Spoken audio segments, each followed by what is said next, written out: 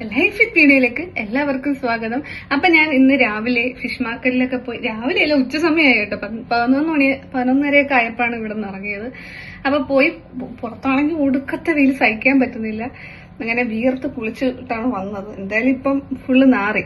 അപ്പൊ ഞാൻ വെച്ച് നാർത്ത ചീത്തയല്ല കേട്ടോ, ഫുള്ള് ചീത്തായി. അപ്പൊ ഇനി ഫുള്ള് വിയർത്ത് കുഴങ്ങിയിരിക്കുക. അപ്പൊ ഞാൻ വിചാരിച്ചു എന്തായാലും ഇനി ഉച്ചക്കത്തേക്കുള്ള ഫുഡും കൂടി ഉണ്ടാക്കിയിട്ട് കുളിച്ച് ഫ്രഷ് ആവാന്ന് വിചാരിച്ചു. അപ്പൊ ഞാൻ എന്തുണ്ടാക്കാന്ന് വിചാരിച്ചപ്പോഴെങ്കിൽ പിന്നെ ഫിഷ് മന്തി ഉണ്ടാക്കാന്ന് വിചാരിച്ചു കേട്ടോ. അപ്പം ഇന്ന് നല്ല എന്തോ ഒരു മീന്റെ പേരെന്ന് പറഞ്ഞൂടാ, നല്ല ഫ്രഷ് മീനാട്ടോ, ചൂണ്ടയിട്ട് കിട്ടിയ മീനാണ്. കണ്ടോ, നല്ല നീളമുണ്ട്. ഞാൻ ആദ്യമായിട്ടാണ് ഈ സൈസിലുള്ള മീനൊക്കെ കട്ട് ചെയ്തിട്ടുണ്ട്, പക്ഷേ ഈ മീൻ ആദ്യമായിട്ടാണ് കട്ട് ചെയ്യുന്നത്. ഇത് ഞാൻ എന്തൊക്കെയാ വാങ്ങിച്ചെന്ന് കാണിച്ചു തരാം കേട്ടോ. വിഴ മറ്റേ എന്തോ ചെതുമ്പലൊന്നും ഇല്ല കേട്ടോ. ഞാൻ ആദ്യമായിട്ടാണ് ഇത്രയും വലിയ മീൻ, ഇത് ഈ സൈസിലുള്ള മീനെ കട്ട് ചെയ്തിട്ടുണ്ട്, കണ്ടിച്ചിട്ടുണ്ടെന്നാണ് എനിക്ക് ആദ്യം വന്നത്. നമ്മുടെ നാട്ടില് ഈ ഫിഷ് കട്ട് ചെയ്യുന്നതിനെ കണ്ടിക്കുക എന്ന് പറയട്ടെ. അപ്പൊ ഞാൻ ഈ സൈസിലുള്ള മീനൊക്കെ കട്ട് ചെയ്തിട്ടുണ്ട്, ചൂരയൊക്കെ. പക്ഷെ ഈ ഒരു മീൻ ആദ്യമായിട്ടാണ്. ഇതിന്റെ പേരെന്താണെന്ന് അറിയാവുന്ന ഒരു കമന്റ് ചെയ്യട്ടോ, എനിക്കറിയത്തില്ല. ഞാൻ ആദ്യമായിട്ടാണ് ഈ മീൻ കട്ട് ചെയ്യുന്നത്. അത് 1.5 കിലോ ഉണ്ടെന്ന് തോന്നുന്നു കേട്ടോ. അയലയാണ്, നമ്മളെ നാട്ടിൽ അയലെന്നാ പറഞ്ഞതിന്. വേറെ ഓരോ ഇടത്തും ഓരോ പേരല്ലേ പറഞ്ഞത്, എനിക്ക് അറിഞ്ഞൂടാ. വിയർത്തുകൊണ്ടിരിക്കുക. ഇപ്പൊ വന്ന് കയറിയതേ ഉള്ളു.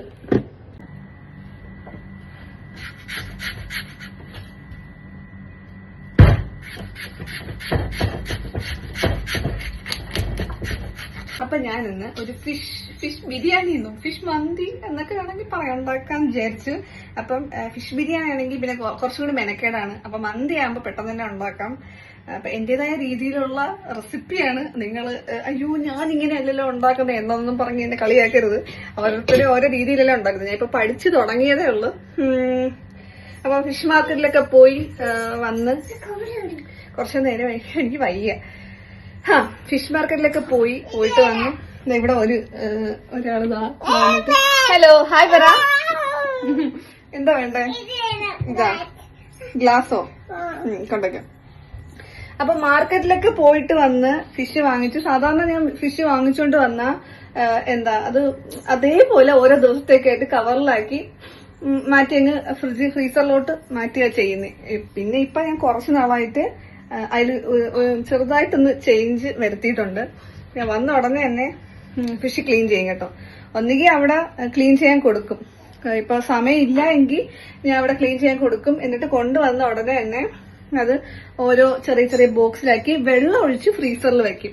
അങ്ങനെ ആകുമ്പം അത് കുറെ നാള് നിൽക്കും. നമുക്ക് ഇങ്ങനെ പിന്നെ ഒരാഴ്ചയൊക്കെ കഴിഞ്ഞിട്ട്, ഒരാഴ്ചയൊന്നും പോകത്തില്ല, എന്നാലും എടുക്കുമ്പോ ഒരു ഫ്രഷ്നെസ് പോകത്തില്ല, നല്ല ഫ്രഷ് ആയിട്ട് തന്നെ ഇരിക്കും. അതുകൊണ്ട് തന്നെ ഇന്ന് ഞാൻ എന്തൊക്കെയാ പറയുന്നത്.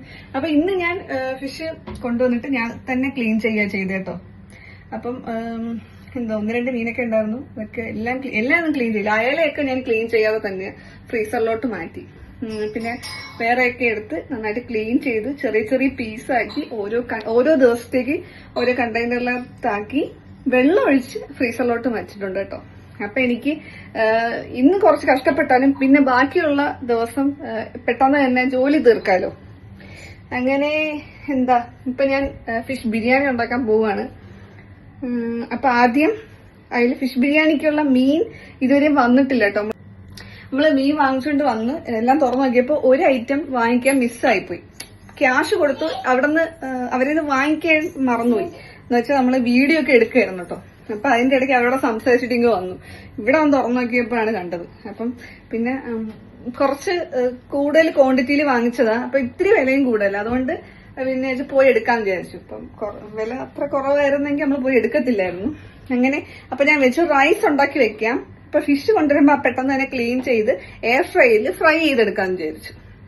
അപ്പൊ ആദ്യം സ്റ്റൗ ഓൺ ചെയ്യാ. ഒരു പാത്രത്തിൽ കുറച്ച് വെള്ളം ഒഴിച്ച് അത് തിളയ്ക്കുമ്പം നമ്മളെ ഈ മസാലകളുണ്ടല്ലോ, കുരുമുളക് പിന്നെന്താ ഗരം മസാല, പിന്നെ പട്ടകള്, ബേ ലീഫ്, അതൊക്കെ ഇടുക. എന്നിട്ട് കുറച്ച് ഗീയും കൂടി ഇട്ട് നന്നായിട്ട് തിളപ്പിക്കുക. ഞാൻ അങ്ങനെയാ ചെയ്യുന്നേ. ഇത് മന്തിയാണോ ബിരിയാണിയാണോ എന്നൊക്കെ ചോദിച്ചാൽ എനിക്കറിയില്ല. രണ്ടും കൂടി മിക്സ് ആയിട്ടുള്ളൊരു സാധനം കേട്ടോ. ഇത് ചെറുതായിട്ട് തിളച്ചു തുടങ്ങി കേട്ടോ. വെള്ളം തിളച്ചു തുടങ്ങിയ സമയത്ത് തന്നെ ഞാൻ ഈ ചിക്കൻ സ്റ്റോക്ക്, പിന്നെ പട്ട, പെരുംജീരകം, പെപ്പർ അതൊക്കെ ഇട്ടിട്ടുണ്ട്. ബേ ലീഫ് ഞാൻ ഇട്ടില്ല, അതിന്റെ തീർന്നു കേട്ടോ. ഇത് പിന്നെ നമ്മളൊരു ഉടായ്പ ബിരിയാണി ആയതുകൊണ്ട് കുഴപ്പമില്ല.